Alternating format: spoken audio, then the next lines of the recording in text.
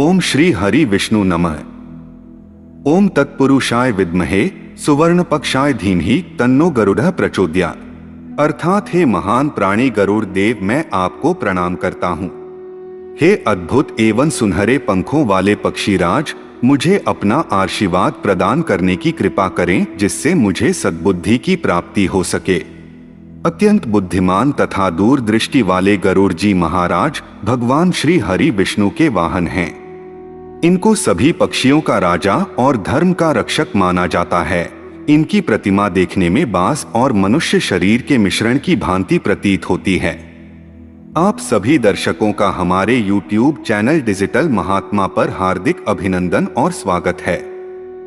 भगवान की असीम अनुकंपा से और YouTube के मंच से आज हम गरुड़ पुराण पर आधारित दिव्य ज्ञान की एक संक्षिप्त श्रृंखला बनाने जा रहे हैं।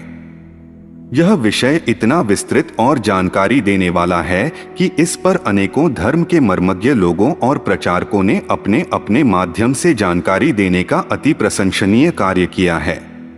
परंतु इस ज्ञान को जितना फैलाया जाए उतना ही कम लगता है।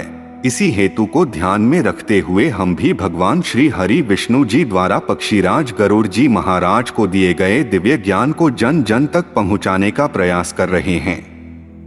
एक बार गरुड़ ने भगवान श्री हरि विष्णु से प्राणियों की मृत्यु, यमलोक यात्रा, नरक योनियों तथा सद्गति के बारे में अनेक गूढ़ और रहस्यमय प्रश्न पूछे। उन्हीं प्रश्नों का भगवान विष्णु ने सविस्तार उत्तर दिया। प्रश्नों और उत्तरों की यह श्रृंखला ही गरुड़ पुराण है। हिंदू धर्मानुसार जब किसी व्यक्ति की मृत्यु हो जाती है, चाहे वह महिला हो या पुरुष, तो उसके घर पर गरुड़ पुराण का पाठ रखा जाता है। शास्त्रों के अनुसार कोई आत्मा तत्काल ही दूसरा जन्म धारण कर लेती है। किसी को 3 दिन लगते हैं, किसी को 10 से 13 दिन लगते हैं और किसी को 1.25 माह लगते हैं। लेकिन जिसकी स्मृति पक्की, मोह गहरा या अकाल मृत्यु मरा हो, तो उसे दूसरा जन्म लेने के लिए कम से कम 1 वर्ष लगता है। तीसरे वर्ष गया या ब्रह्म कपाली अथवा अन्य मोक्ष प्रदान करने वाले तीर्थों में उसका अंतिम तर्पण किया जाता है। फिर भी कई ऐसी आत्माएं होती हैं जिन्हें मार्ग नजर नहीं आता है और वे भटकती रहती हैं। गरुड़ पुराण में मृत्यु के पहले और बाद की स्थिति के बारे में बताया गया है।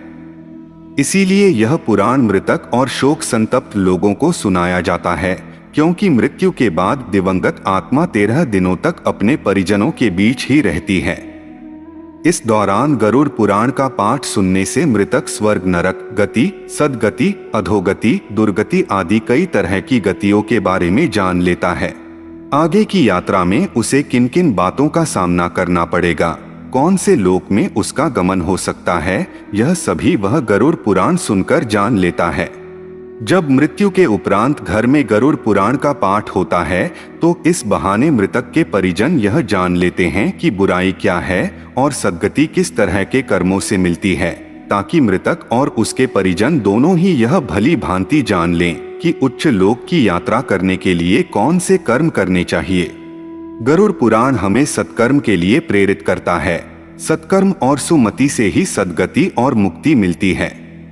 गरुड़ पुराण में व्यक्ति के कर्मों के आधार पर दंड स्वरूप मिलने वाले विभिन्न नरकों के बारे में बताया गया है।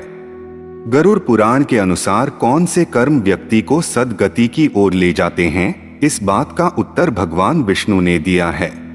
गरुड़ पुराण में हमारे जीवन को लेकर कई गूढ़ बातें बताई गई हैं, जिनके बारे में व्यक्ति को जरूर जानना चाहिए। आत्मज्ञान का विवेचन ही गरुड़ पुराण का मुख्य विषय है। गरुड़ पुराण में ज्ञान, धर्म, नीति, रहस्य, व्यावहारिक जीवन, आत्मा, स्वर्ग, नरक और अन्य लोकों का वर्णन मिलता है। इसमें भक्ति, ज्ञान, वैराग्य, सदाचार, निष्काम कर्म की महिमा के साथ यज्ञ, दान, तप, तीर्थ आदि शुभ कर्मों द्वारा मनुष्य को प्राप्त होने वाले अनेक लौकिक और पारलौकिक फलों का वर्णन किया गया है। यह सभी बातें मृतक और उसके परिजन जानकर अपने जीवन को सुंदर बना सकते हैं। इसके अतिरिक्त इसमें आयुर्वेद, नीतिसार आदि विषयों के वर्णन के साथ मृत जीव के अंतिम समय में किए जाने वाले कृत्यों का विस्तार से निरूपण किया गया है। कहते हैं कि गरुड़ पुराण का पाठ सुनने से ही मृतक आत्मा को शांति प्राप्त होती है और उसे मुक्ति का मार्ग पता चल जाता है। वह अपने सारे संतापों को भूलकर प्रभु मार्ग पर चलकर सद्गति प्राप्त करके जीवन मरण के चक्र के बंधन से मुक्त हो जाता है। या तो पितृलोक में चला जाता है या पुनः मनुष्य योनि अथवा अन्य योनि में जन्म ले लेता है। उसे प्रेत बनकर भटकना नहीं पड़ता है। परंतु जिस घर में गरुड़ पुराण का पाठ नहीं होता या मृतक को पिंड दान अथवा तर्पण नहीं दिया जाता, वहां परिजन दुखी रहते हैं और मृतक की आत्मा अत्यंत कष्ट भोगते हुए भटकती रहती है। तो यह थी गरुड़ पुराण के बारे में एक छोटी सी जानकारी। हम आशा करते हैं कि आपको यह जानकारी अच्छी लगी होगी। अगर अच्छी लगी हो तो हमारी वीडियो को लाइक करें और हमारे चैनल को सब्सक्राइब करने का कष्ट कीजिएगा। अगर आपने हमारा चैनल पहले से ही सब्सक्राइब कर रखा है तो इसके लिए हम दिल की अनंत गहराइयों से आपका कोटि कोटि धन्यवाद करते हैं। गरुड़ पुराण के अध्याय के अनुसार हम आगे के भाग भी आपके समक्ष क्रमानुसार प्रस्तुत करते रहेंगे। एक बार फिर से आपका बहुत बहुत धन्यवाद। मिलते हैं आपसे गरुड़ पुराण के भाग 1 के साथ। तब तक के लिए जय हिंद, जय भारत।